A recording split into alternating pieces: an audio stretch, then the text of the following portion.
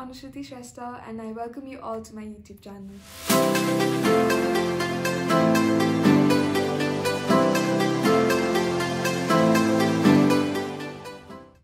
मैले Splendor NXG 125cc चलाएको चाहिँ अहिले 4 वर्ष भयो र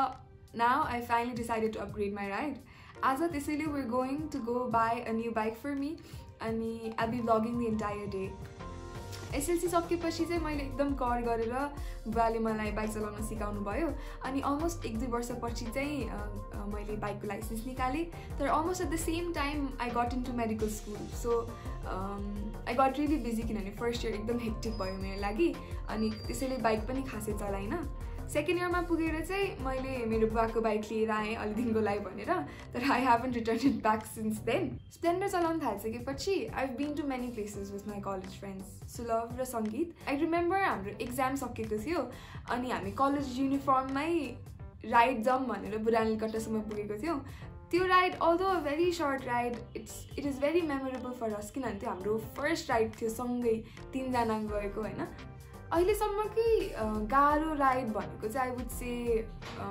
कालिम्पोङ जाँदाखेरिको राइड थियो होइन त्यो बेलामा initially I was planning not to go किनभने स्प्लेन्डरमा त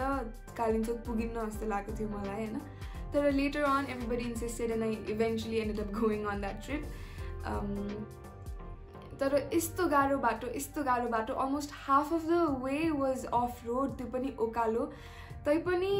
मेरो स्प्लेन्डर चाहिँ इट रिच्ड त्यहाँ कुले भिलेजसम्म अनि त्यो मोमेन्ट वाज म्याजिकल भनौँ न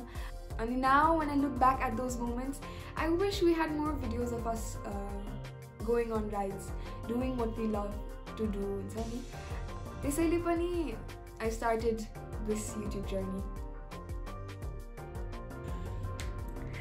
सो अब हामी निस्किन्छौँ यहाँबाट अनि बिस्तारै सिएफ मोटोतिर लाग्छौँ सबैजना चाहिँ मलाई बाहिर कुरिरहेको छ एक्साइटेड एन्ड स्केयर्ड के भन्ने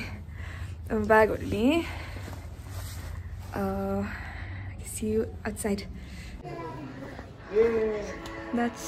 सङ्गीत सुबी जास्मिन एन्ड सुलभ अब हामी जाउँ होला है त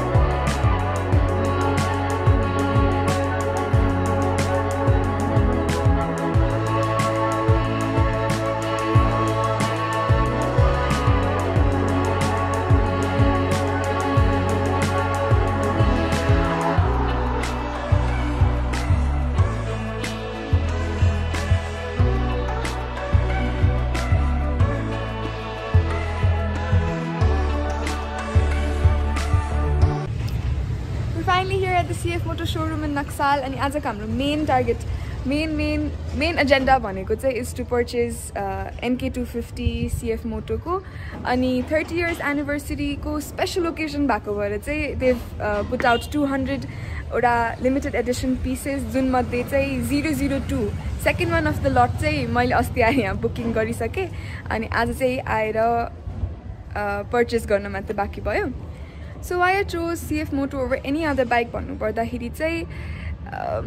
when I first thought of upgrading from my Splendor to another bike म चाहिँ सबैतिर मलाई मन परेको बाइकहरुको शोरूम गएको थिएँ बुझ्न हैन बाइकको स्पेसिफिकेसनहरु बाइकको प्राइसिङहरु तिनीहरु बुझ्न म शोरूमहरु पुगेको थिएँ हैन अनि त्यो बेलामा चाहिँ संगीत र म आएको थिएँ यहाँ संगीतले पनि टेस्ट ड्राइभ गरेको थियो मैले पनि टेस्ट ड्राइभ गरेको थिएँ हैन अनि त्यही बेलामा नै मलाई यहाँको दाइहरु they were so helpful so kind I was immediately drawn towards CF Moto अनि टेस्ट ड्राइभ गर्न गयो टेस्ट ड्राइभ गर्दाखेरि पनि मलाई यसको ब्रेकिङहरु यस्तो बबालै लाग्यो हैन टर्निङहरु पनि क्या नाइस लिन्थ्यो अनि लुक्स त बबाल भइहाल्यो as a whole CF was on the top of my list तै पनि मैले डिसाइड चाहिँ गरिसकेको थिएन कि कुन बाइक लिने भनेर फन स्टोरी त्यो बेलाको चाहिँ के हो भन्दाखेरि सङ्गीतको चाहिँ त्यो बेलामा ड्राइभर्स लाइसेन्स डिजिटल लाइसेन्स आइपुगेको थिएन he still had the sleep अनि यस्तै एक डेढ महिनापछि हामीहरू सानो भर्याङमा चाहिँ उसको लाइसेन्स लिन गएको थियौँ कि अनि त्यो बेला उसको स्लिप हेर्दाखेरि सबै मेटिसकेको थियो नथिङ वाज रिडेबल होइन अनि त्यो बेला मलाई ठ्याक्क स्ट्राइक भयो कि हामी त सिएफ मोटोमा आएर हामीले एउटा फर्म भरेको थियो टेस्ट ड्राइभ गर्न अगाडि अनि त्यहाँ मैले फोन गरेँ सिएफ मोटोलाई अनि देवर सो हेल्पफुल उनीहरूले बहिनी 1 घन्टापछि फोन गर्नु मलाई हामी खोजिदिइरहन्छु यसो भनेर भन्नुभयो अनि जस्ट त्यो बेलामा लाइसेन्स त्यसरी निस्क्यो सङ्गीतको it was a very memorable moment भनौँ न अनि सिएफ मोटो भन्दाखेरि चाहिँ मलाई त्यो कुरा चाहिँ एकदमै नै याद आउँछ कि त्यही भएर जस्ट लेट्स गो इन अब I'm a lit kid beat.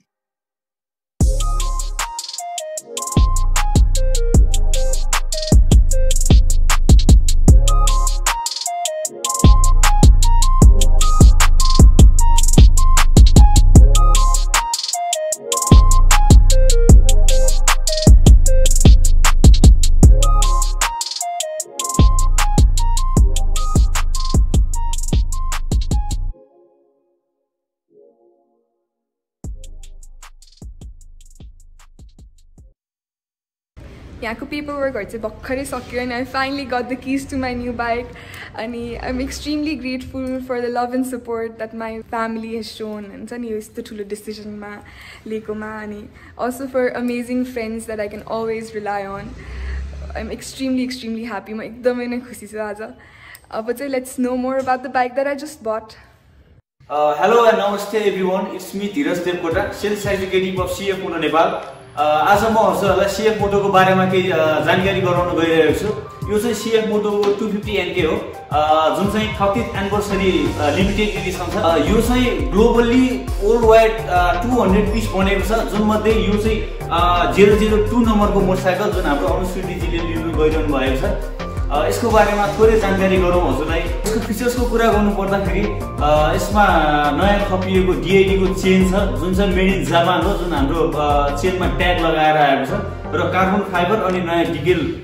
थपिएर आएको छ र यसको प्रडक्टको कुरा गर्नु पर्दाखेरि यसमा ब्रेक चाहिँ हाम्रो जेजुवानको छ जुन चाहिँ स्पेनिस कम्पनी हो र सस्पेन्सनको कुरा गर्नु पर्दा यसमा चाहिँ KYB को कायाबाको सस्पेन्सन छ टायरको कुरा गर्नु पर्दा CST को रेडियल टायर छ जुन चाहिँ ड्युअल कम्पाउन्ड छ जुन बीचमा हार्ड कम्पाउन्ड र साइडमा सफ्ट कम्पाउन्ड र ड्यासबोर्डको कुरा गर्नु पर्दा ड्यासबोर्डमा दुईटा राइडिङ मोड छ एउटा स्पोर्ट्स मोड र अर्को रेन मोड स्पोर्ट्स मोडमा पावर बेसी हुन्छ भने रेन मोडमा चाहिँ माइलेज राम्रो दिन्छ अर्को के छ भने एउटा सेन्सर छ जुन चाहिँ तपाईको डे लाइट र नाइट लाइटमा चेन्ज गर्न मिल्छ जुन चाहिँ हाम्रो सेन्सर थिचेपछि नाइटमा नाइट लाइट बल्छ र डेमा डे लाइट बल्छ र हेजार्ड लाइट पनि एड गरेको छ र किल स्विच चाहिँ अलिकति डिफरेन्स छ अरूको भन्दा किल स्विचमा चाहिँ के छ भने तल स्लाइड गर्नुपर्ने हुन्छ स्लाइड गरेर स्टार्ट भयो माथि लग्यो अफ भयो र मोटरसाइकलमा अब के छ भने जुन हाम्रो इस्यु कनेक्ट भएको जुनसुकै मोटरसाइकलमा पनि तपाईँको इस्युले तपाईँको मोटरसाइकलमा कहाँ प्रब्लम आइरहेको छ केमा प्रब्लम आइरहेको छ त्यो चाहिँ इजिली हाम्रो ड्यासबोर्डमा देख्न सक्नुहुन्छ ड्यासबोर्डमा तपाईँको P0 डट अरू कोडहरू दिन्छ त्यो कोड चाहिँ हजुरले गुगलमा सर्च गर्दा अथवा हाम्रो म्यानुअल बुक हुन्छ म्यानुअल बुकमा सर्च गर्दा पनि देख्न सक्नुहुनेछ मेरो मोटरसाइकलमा यो चाहिँ प्रब्लम आएको रहेछ है भनेर Now let's go for a ride.